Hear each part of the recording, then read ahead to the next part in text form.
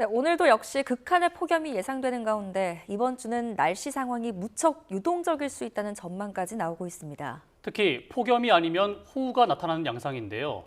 7말 8초 본격 휴가철로 접어들고 있어서 어떤 쪽이든 대비가 필요해 보입니다.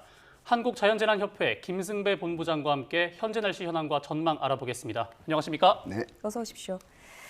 더워도 너무 덥습니다, 네. 본부장님. 네. 일단 어제와 오늘 일부 지역은 40도에 육박하는 네. 지역이 있었다고요? 네, 우리나라 공식 낮 최고 기온이 2018년 8월 1일 나타난 홍천에서 41도인데 어제 경기도 광주에서 41.3도가 나타났거든요. 우리가 올림픽도 공식 기록이 있고 비공식 기록이 있듯이 이게 이제 관측 환경이 잘 갖춰진 그런 공식 관측 기록이 있는데 41.3도를 기록했습니다. 네. 서울은 같은 해 2018년 8월 1일 39.6도까지 올라갔습니다. 어제 서울 37.1도. 오늘이 아마 어제보다는 좀 높을 겁니다. 더 덥다는 말씀이신 더 겁니까? 뭐 1도라도 아마 0.1도라도 높을 텐데 예. 그 이유가 해가 이제 계속 불을 떼주고 있거든요. 자, 근본적인 올여름 더위는 이제 여름이니까 더운 건데 최근 들어서 지구 온난화의 영향으로 원래 더웠던 우리나라 여름철이 이제 더 더워졌습니다. 그건 이제 기온으로 따져보면 알죠. 서울에서 가장 높았던 기온이 39.6도 2018년도라고 그랬잖아요. 네.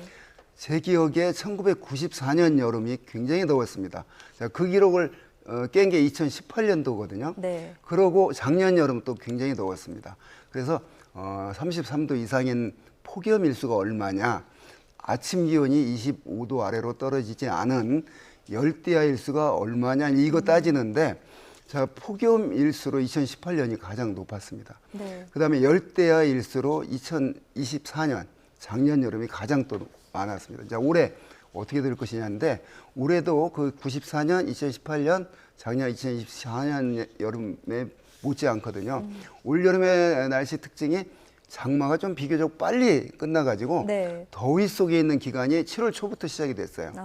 그게 그 다른 여름과 좀 다른데 원래 하지가 우리나라 북반구의 그 중위도에 태양에서 오는 에너지가 가장 많습니다. 네. 하지가 낮의 길이가 가장 길기 때문에 1분이라도 햇빛을 더 받는다는 얘기죠.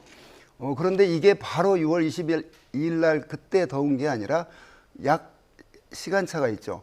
한 달 내지 한 달 반. 그게 7월 하순에서 8월 상순쯤입니다. 예. 그래서 지금 제가 보기에 지금 나타난 그 비공식이지만 41.3도, 서울에 37.1도 어제, 오늘은 아마 그보다 좀 높을 가능성이 있는데 이게 올여름 가장 피크 아닌가 싶어요. 여기서 이제 좀 0.12도 더 높으면 이제 그 기록이 좀 높을 텐데 그게 이제 8월 상순인데 다행스러운 게 오늘이 일요일인데 이번 주 한 수요일경 북쪽에서 내려오지 못하던 찬 공기가 내려옵니다. 네. 그러면 이 피크 치던 게 이 더위가 약간 멈칫할 거거든요. 예.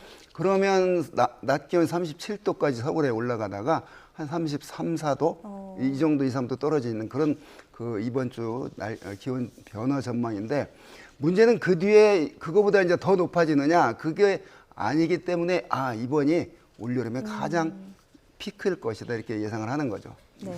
네, 최근에 근데 뭐 더블 고기압이다, 네. 뭐 열돔이다 이런 말들이 나오는데 네. 더블 고기압, 열돔 네, 이게 네. 뭐고 네. 또 폭염이 왜 이렇게 심해졌는지도 한번 말씀해 주시죠. 그렇습니다. 기상학적으로 왜 아까 제가 언급한 94년, 2018년 작년 여름, 자 올 여름도 마찬가지고 원래 더웠던 여름인데 유난히 더운 게 원래 우리나라 여름철에 영향을 주는 북태평양 고기압이 덮고 있습니다. 아까 더블 고기압이라고 했는데 자 한 겹, 이불 한 겹을 딱 덮어놔. 이 고기압이 우리나라를 덮고 있으면 열이 빠져나가지 않습니다. 네. 그리고 고기압이기 때문에 날씨가 맑습니다. 날씨가 맑으면 햇빛이 불을 때는 격이죠. 거기에 더블 고기압, 더 상층에 한 10km 정도 올라가면 티베트 쪽에서 발달한 티베트 고기압이 또 한 겹을 이불을 덮어놓은 격이 됩니다. 그래서 고기압이 더블로 있다 그래서 이제 더블 고기압, 이불이 두 채에 덮여 있다는데 이런 상태가 제대로 갖춰지면 유난히 덥습니다. 원래 네. 더운 여름이. 그래서 지금 그러한 속에서 열돔, 열로 도움이 형성돼 있다.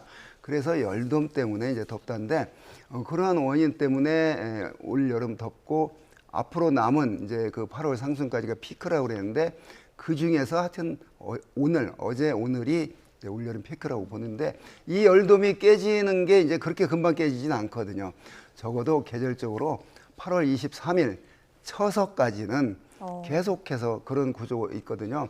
물론 이 구조를 깨주려면 이제 태풍이 와서 흔들어줘야 되는데 네. 이 워낙 강한 고기압이기 때문에 2, 3일 전에 태풍이 3개가 있었거든요. 네. 근데 2개는 약해졌고 고기압 때문에 오지 못하고 지금 9호 하나가 일본 동쪽 바다로 가는데 이게 약간 그 북태평양 고기압을 흔들어주기 때문에 이번 주 수요일 날 북쪽에서 찬 공기도 내려오고 북태평양 고기압이 약간 동쪽으로 빠지고 이러면 아까 말한 기온이 낮 기온이 37도 이렇게 올라가던 게 한 33, 4도로 떨어질 가능성이 있습니다. 네. 일단은 이 최근에 들었던 그 극한 더위는 네. 다음 주 정도가 되면 잠시 누그러질 전망이고 하지만 이 더위가 지속적으로 앞으로도 좀 갈 것이다. 처서까지는 지속이 될 것이다. 이렇게 전망을 하시는 거죠? 그렇습니다. 이번 주 수요일 날 오늘 일요일이니까 네. 30일경 한기가 약간 강한 한기는 아니고 약한 한기가 내려오는데 그렇게 되면 여름 끝 그 더위 끝이 아니고 이 피크가 약간 꺾인다 이거죠. 네. 그래서 여름 끝나는 건 절기상으로도 이제 적어도 처서가 지나가야 되고 작년 여름 생각해 보면 9월 달까지 굉장히 더웠어요. 올해도 이제 그럴 뭐 지구 온난화의 영향으로 올 여름 더위가 빨리 끝난다 이런 예측은 거의 뭐 어렵죠. 불가능하고 이 피크는 분명히 지금 통과하고 있다 이렇게 네. 생각이 듭니다. 네. 재난 전문가이시니까 이것도 참 많이 걱정이 되실 네. 것 같습니다. 폭염이 심해지면 네. 온열 질환자들이 많이 발생하지 않습니까? 최근 얼마나 발생했나요? 그렇습니다. 2003년 유럽 폭염. 유럽에서 겪어보지 못한 폭염이 나타났거든요. 낮 최고 기온이 35도 이상. 그때 사망자가 무려 한 5만여 명에 달했습니다. 폭염은 소리 없는 살인자라고 하죠. 홍수는 물이 넘치니까 눈에 보이기라도 하는데 폭염은 보이지 않습니다. 다만 기온이 높을 따름이죠. 그렇기 때문에 노약자들 특히 건강 취약자들은 이런 폭염에 37도 오늘 같은 날 뭐 불필요하게 나갈 이유가 없죠. 가능한 그늘에 있어야 되고 제일 문제가 이제 작업자입니다. 외부에서 외부 작업하시는 야외 분들. 작업자, 예. 건설 현장 또는 농사일. 네. 그래서 이 폭염을 피하면 됩니다. 그래서 폭염 온열 질환은 그 조건에서 벗어나면 되거든요. 근데 일을 안 할 수는 없잖아요. 그렇습니다. 그래서 작업장에서는 가능한 가장 무더운 2시에서 5시는 피해야 되고 그렇다고 해서 뭐 그걸 쉴 수 없으니까 50분 일하고 한 20분 정도 쉬고 네. 그는 그늘막을 반드시 만들어줘야 되고 물 공급을 잘 해줘야 되고 특히 노인들 시골에서 노인들 나 홀로 농사일 하면 안 됩니다. 쓰러지면 구해줄 사람이 없기 때문에 그리고 해가 진 뒤에 여름은 해가 길기 때문에 해가 좀 진 뒤에도 한두 시간은 환하거든요. 그때 이제 가장 더운 때를 피해야 되고요.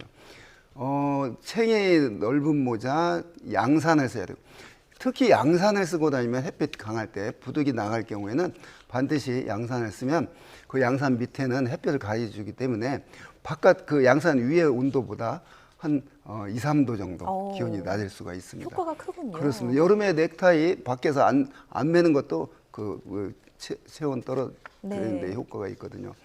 이런 어떤 온열 질환 대책은 방법이 없습니다. 그 온열 조건에서 벗어나 있으면 되는데 문제는 취약층이 문제입니다. 네. 냉난방 전기세 문제 이런 것 때문에 그런 것들을 이제 국가가 이 폭염에는 관리를 해줘야 되는데 그래서 여름 쉼터 같은 거를 만들어 놨는데 문제는 이제 거기까지 독거 노인들이 스스로 움직이느냐 이제 이런 것들이 문제라고 생각하는데 이 온열 질환 이 피크를 잘 관리를 해서 불상사가 없도록 해야 되겠는데 뭐 여름에 늘 온열 질환자 많은데 이렇게 기온이 갑자기 오르면 특히 온열 질환자 수가 늘어나는데 그 원인이 노약자나 건강에 취약한 분들이 약하기 때문에 그렇습니다. 네, 말씀해 주신 것처럼 뭐 어린이나 고령자는 네. 이 야외 활동 요즘 같은 시기에는 중요하다, 네. 피하는 게 중요하다라고 말씀해 주셨는데 근데 그렇다면은 이 어린이들이나 고령자들을 위한 뭐 교육 제도라든지 네. 어떤 정책적 방향이 논의되는 게 좀 있습니까? 그렇습니다. 국가가 이제 해야 될 게 그런 문제죠. 개인적으로는 아까 말했듯이 불필요하게 이때 뭐 운동을 한다거나 뭐 이런 이때 또 등산을 또 한다거나 이것도 굉장히 위험합니다. 등산객 또 사망한 사건이 있었잖아요. 네. 그래서 건설 현장에서도 사망자가 생겼고 이러기 때문에 그러면 자 무조건 야외에 나가지 말라고만 할 것이냐 하면 이제 그런 그 실내에서 냉방이 잘 갖춰진 시설에서 그런 교육 프로그램이나 어떤 여가 프로그램을 많이 개발할 필요가 있다고 생각을 합니다. 네, 정부의 정책 지원도 중요하겠지만 무엇보다 또 개인의 안전 의식도 중요하겠습니다.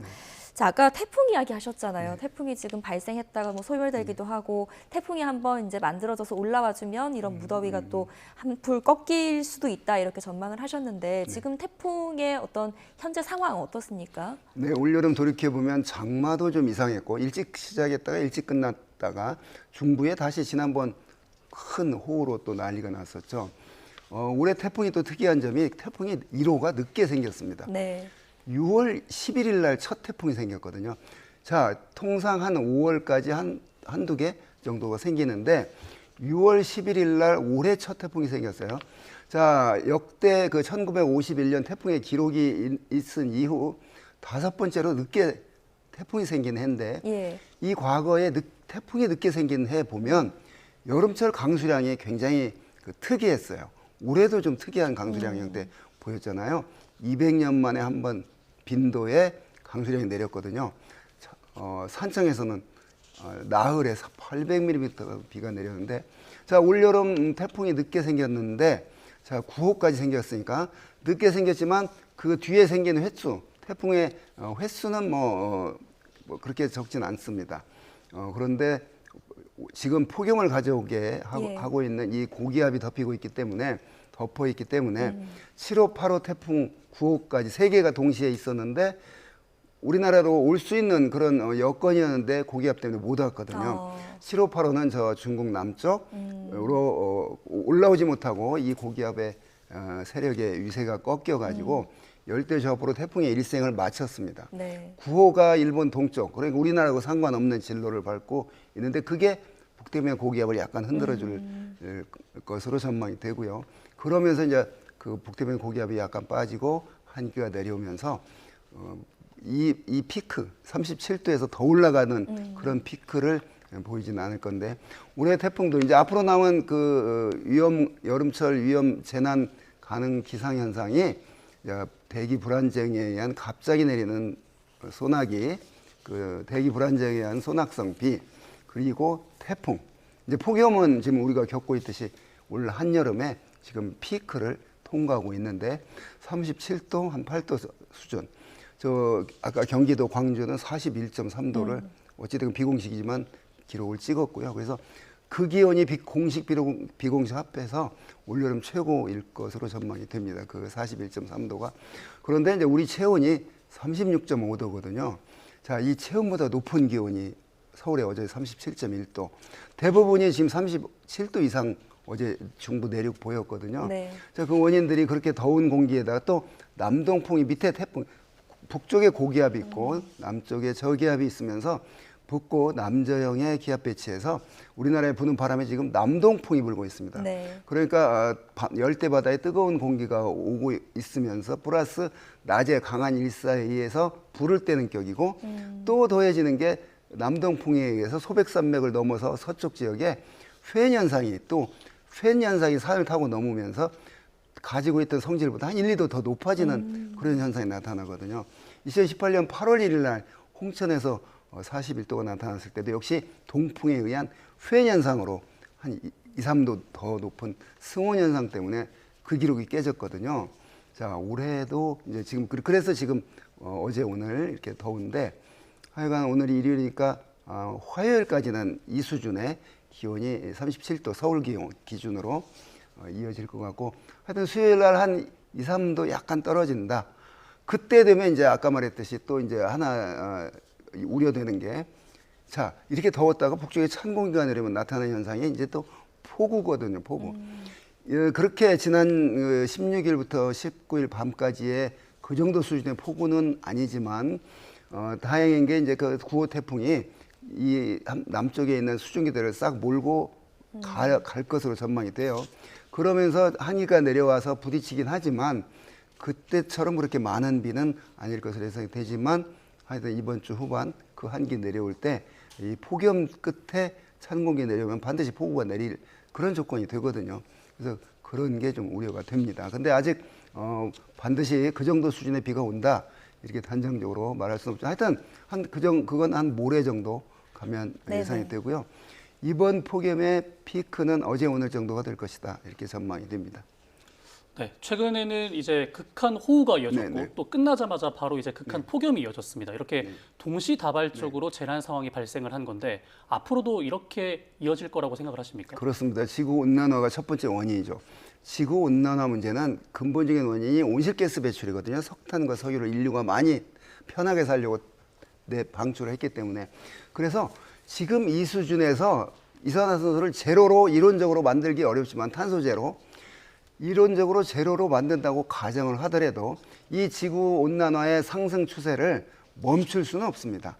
다만 급하게 상승하고 있는 것을 완화시키자는 거죠. 기온 상승을. 그래서 온실가스를 제로로 만드는 건 어렵지만 우리가 지금 그러면 이렇게 폭염, 폭우, 다시 바로 폭염, 극단적인 현상이 바로바로 이렇게 이어지고 있는 극단적인 이상 기후 변화를 겪고 있는데 자, 이걸 줄이려면 어떻게 해야 되느냐? 내년 여름에도 이런 현상은 분명히 반복이 될 겁니다. 왜냐? 온실가스 증가는 멈추지 않을 거기 때문에. 그래서 이제 암울하지만 호소하고 싶은 게 자, 지구가 이렇게 기후가 변하는 이유는 온실가스 증가가 원인이라고 과학적으로 증명이 됐거든요. 그래서 그러면 온실가스를 줄이는 데 동참하자. 행동하자. 탄소를 제로로 만들겠다고 선언했지만 이론적으로는 불가능합니다. 우리 후손들 50년 뒤, 100년 뒤를 위해서 지금 이 수준에서라도 멈추자. 그렇기 때문에 이제 그런 온실가스 줄이는데 동참을 해서 행동해야 될 때고 생각합니다. 네. 이런 폭우와 폭염을 우리가 겪고 있기 때문에 그렇습니다. 네, 오락가락 날씨가 앞으로도 네. 계속 반복될 것이다 이렇게 조언을 해주셨는데 마지막으로 짧게 네. 답변을 해주시면 감사하겠습니다. 이렇게 이제 이상 기후가 계속되다 보면 이게 이제 나라 차원에서도 새로운 어떤 재난 기준이 마련돼야 하는 거 아니냐 이런 목소리가 나오거든요. 어떻게 보십니까? 그렇습니다. 재난에 대해서 기후가 변하고 있으니까 예를 들면 지금 이제 폭우가 지나서 그런데 200년 만에 한 번 내리는 빈도의 비가 내렸어요. 그런데 지금 전국의 한 시설은 배수시설, 댐시설, 이런 저수시설이 다 예를 들면 50년 빈도에 내리는 비, 100년의 빈도 이렇게 설계가 됐거든요. 200년 만에 한 번 내린 비가 내렸습니다. 이게 이제 또 반복이 될 거거든요. 네. 이게 뉴노멀로 될 거예요. 그래서 네. 늘 내렸다고 하면 나흘에 800mm가 올 수가 있는 그런 기상현상이기 때문에 네. 그런 거에 맞는 기후변화에 맞는 재난 대책이 반드시 수립이 돼야 되는데 그거는 아까 말한 폭우 문제는 그런 배수시설 문제, 폭염 문제는 그런 어떤 취약시설을 정책 지원 문제 이런 것들이 잘 뒷받침이 돼야 된다고 봅니다. 네. 뉴노멀의 시대, 네. 바뀌어가는 환경에 대해서 새로운 재난 기준이 마련돼야 된다는 네. 목소리까지 한번 들어봤습니다. 지금까지 한국자연재난협회 김승배 본부장과 함께했습니다. 잘 들었습니다. 네.